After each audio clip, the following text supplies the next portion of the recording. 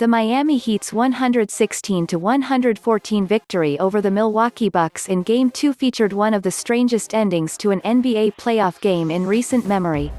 What seemed like a foregone conclusion when the Heat took a 9-point lead with less than 2 minutes remaining in the fourth quarter devolved into a bizarre sequence of calls and miscues.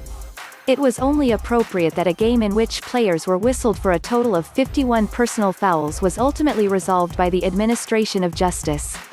Not so long ago, shooting fouls on three-point attempts were a relatively rare occurrence in NBA games.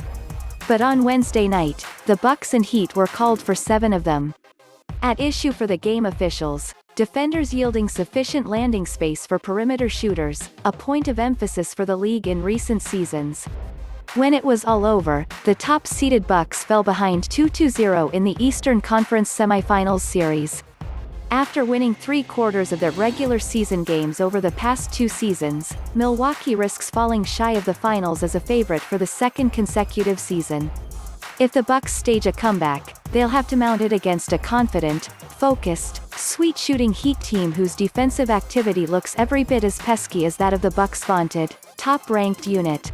For sheer spectacle, the closing moments of Game 2 are worth another look, with commentary from those who were there.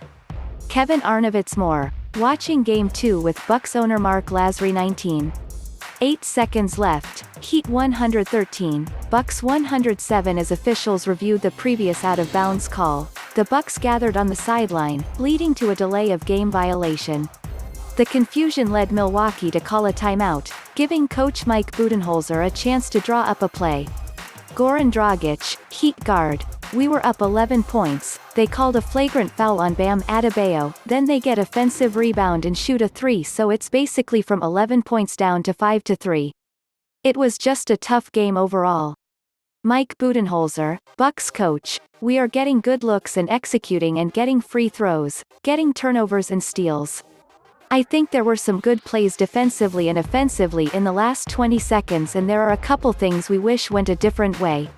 Erik Spoelstra, Heat coach, emotionally you have 6-point lead going down the stretch but you know that you have to execute, be able to get a couple of baskets because you know how fast they're going to get up the court and they do present some challenges there.